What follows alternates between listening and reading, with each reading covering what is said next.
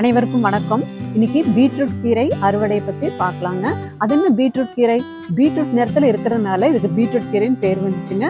சாதாரண பேச்சு வழக்கில் இதை சிவப்பு கீரைன்னு சொல்லுவோம். இது 25வது நாள் வளர்ச்சிங்க. 25 நாள்ல நம்ம இது அறுவடை பண்ணிடலாம். பாருங்க, டார்க் ரெட்டில் இருக்கு பாருங்க, பீட்ரூட் கலர்ல. வீடியோக்குள்ள போறதுக்கு முன்னாடி நம்ம தமிழ் பேரிகை சேனலை சப்ஸ்கிரைப் பண்ணிக்கோங்க. அப்பதான் நான் போடக்கூடிய வீடியோவை தொடர்ந்து பார்க்க முடியும். உங்க கருத்துக்களை கமெண்ட்ல சொல்லுங்க. வாங்க இப்ப வீடியோக்குள்ள போகலாம். மாடி தோட்டத்துல தானாக வளர்ந்த சிவப்பு கீரைங்க இது. விதைக்காக நான் விட்டு வச்சேன். இந்த செடி பார்த்தீங்கன்னா ரொம்ப பெருசா வந்துச்சு. நான் சாதாரண சிவப்பு கீரை அப்படின்னு தான் நினைச்சேன். ஆனா இது வளர்ச்சி பார்த்தீங்க அப்படின்னாக்கா ரொம்ப பெருசா இருந்துச்சு. இதுக்கு அந்த க்ரோ பேக் ஒரு க்ரோ பேக் ஃபுல்லாமே இது ஆக்குப்பை பண்ணிருச்சு. ஒரு க்ரோ பேக்குக்கு ஒரு செடி அப்படிங்கிற விதத்துல இது வளர்ந்து வந்துச்சுங்க. வேற எந்த செடியுமே இல்லை. அந்த க்ரோ பேக்ல இந்த ஒரே ஒரு செடி தான். பார்த்தீங்கன்னா கிளைகளும் இதுல வர ஆரம்பிச்சுது. அதோட இலைகள் பார்த்தீங்கன்னா ரொம்ப பெருசா இருந்துச்சு. பார்க்கறதுக்கு அழகு செடியாகவும் இது நம்ம வளர்த்தலாம் போல அப்படிதான் இருந்துச்சு. குரோட்டன்ஸ் மாதிரி நல்ல பெரிய பெரிய இலைகள்ங்க. ரொம்ப டார்க் ரெட்டில் இருந்துச்சு. அப்போதான் எனக்கு இது தெரிஞ்சது பீட்ரூட் கீரை அப்படின்னு. இது நான் விதைக்காக விட்டு வச்சேன். பாருங்க, பூக்கள் நிறையாவே பூத்திருக்குது. சைடில் கிளைகள் வந்ததுலேயும் பூக்கள் நிறையா இருக்கு. அப்போ நிறைய விதைகள் இதில் கிடைக்கும்னு எனக்கு நம்பிக்கை இருந்துச்சு. இப்போ இந்த செடியில இருக்க பூக்கள் நல்லா முத்தி விதைகளாக உருவாயிட்டு இருக்கு. இப்போ நான் இதை சாதாரணமாக கையில் தேய்ச்சா அந்த விதைகள் வரும். அப்போ நம்ம செக் பண்ணலாம்னு சொல்லிட்டு நான் விதைகளை தேய்ச்சேன். அவ்வளோக்கா வரல. சரி, இன்னும் நல்லா முத்தணும்னு சொல்லி முத்த விட்டுட்டேன். நல்ல செடி நல்லா அப்படியே காய விட்டுட்டுங்க. அந்த க்ரோ பேக்லேயே பாருங்க, அந்த செடியோட வெயிட் தாங்காமல் அந்த க்ரோ பேக்கோட மண்ணு போதுமானதா இல்லை அந்த செடி தாங்குற அளவுக்கு. அப்படியே சாஞ்சிருச்சு செடியை. இப்போ நல்லா காஞ்ச பின்னாடி இதை நான் கட் பண்ணி எடுத்துக்கிறேன்.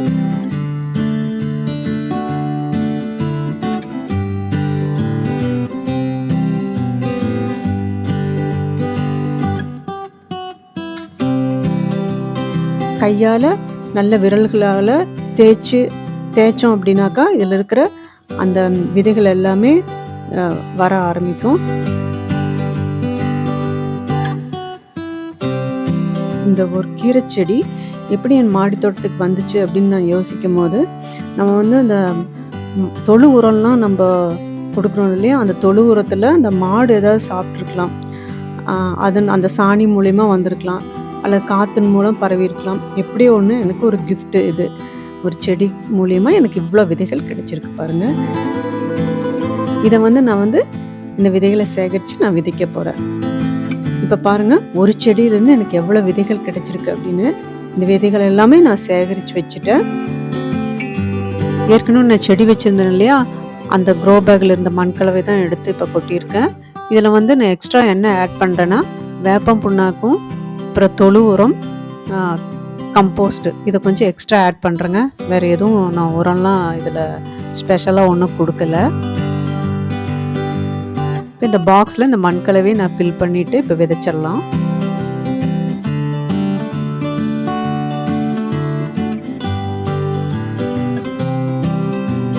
நான் அப்படியே நேரடியாக நம்ம தூவினா ஒரே இடத்துல குட்டாக விழுந்துடும் விதை.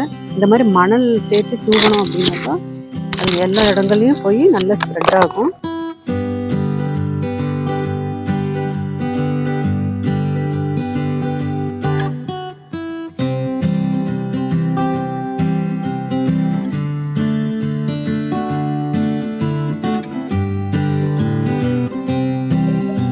இது நான் மணலோட கலந்துக்கிறேன்.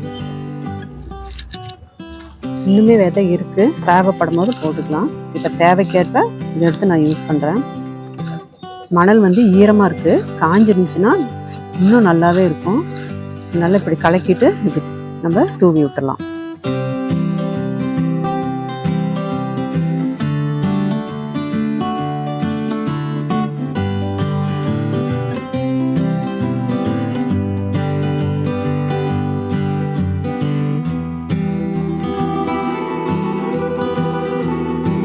இப்போ இதை நான் ஒரு ஃப்ளெக்ஸ் போட்டு ஒரு மூடி வச்சிருவேன் ஒரு 4 நாளைக்கு. ஏன்னா மழை வந்துச்சு அப்படின்னா இந்த பாக்ஸ் ஃபுல்லாக தண்ணி நிறைஞ்சு வெளியே போயிடும், விதையும் வெளியே போயிடும். அப்புறம் வந்து இந்த கோழியும் வந்து கொத்துறதுக்கு சான்சஸ் இருக்குது. அதனால நான் வந்து மேலே வந்து கவர் பண்ணிடுவேன். சும்மா ஒரு 3 நாள் அல்லது 4 நாள் நம்ம அதை எடுத்து விட்டுடலாம். விதை வந்து முளைச்சி வர சமயத்தில் நம்ம அதை ரிமூவ் பண்ணி விட்டுடலாம்.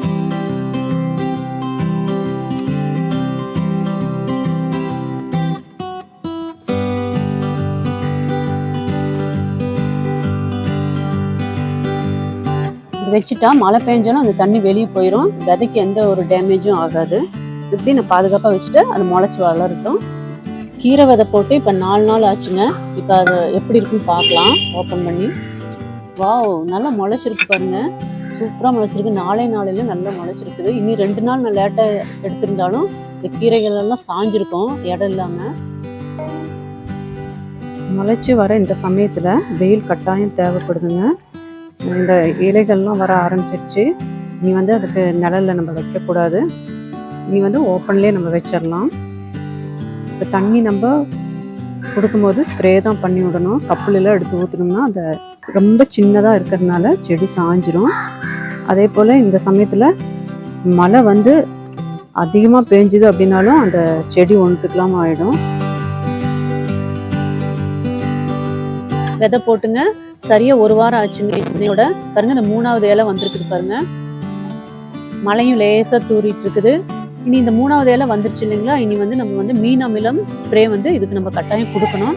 அப்பதான் இந்த பூச்சி தாக்குதல் இருந்து இதை காப்பாற்ற முடியும். இது வந்து 2வது இலை, 3வது இலை, 4வது இலைன்னு அப்படியே வந்துட்டே இருக்காங்க. நல்லா தளதளன்னு இருக்கு. இப்போ இந்த காலை வேலையினால நான் வந்து வாட்டர் வந்து ஸ்ப்ரே பண்றேன்.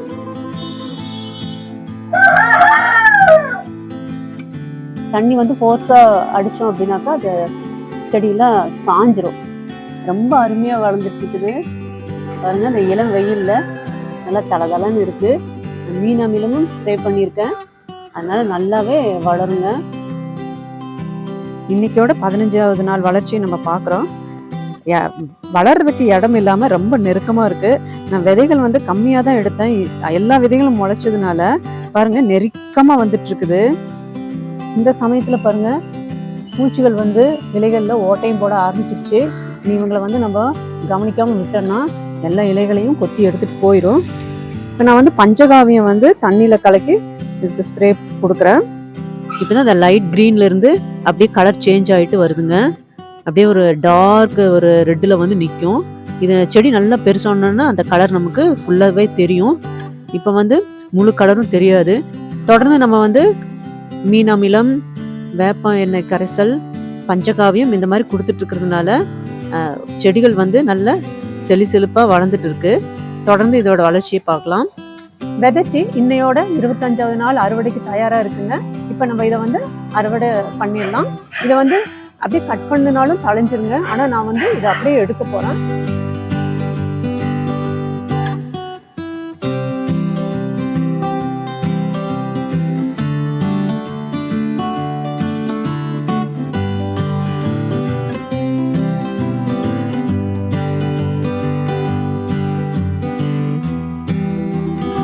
என் மாடியிலேயே எனக்கு தானாக உற்பத்தியான ஒரு கீரையிலிருந்து விதைகளை உருவாக்கி நான் வந்து அதை வந்து விதைச்சு அதை அறுவடை செய்யும் போது எனக்கு மிகுந்த மகிழ்ச்சிங்க.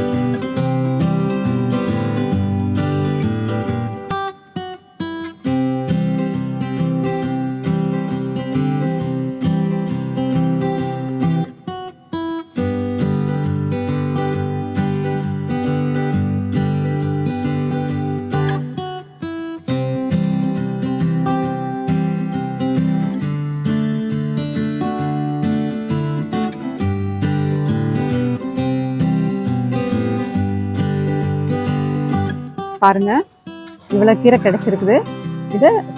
இதில் வந்து எந்த ஒரு பூச்சிக்கொல்லி மருந்தும் தெளிக்காமல் நல்லா ஆர்கானிக் முறையில் விளைஞ்சதுங்க. நல்லா டேஸ்ட்டாக இருக்கும். இன்றைக்கி சமைச்சு சாப்பிட்றலாம். நன்றி, வணக்கம்.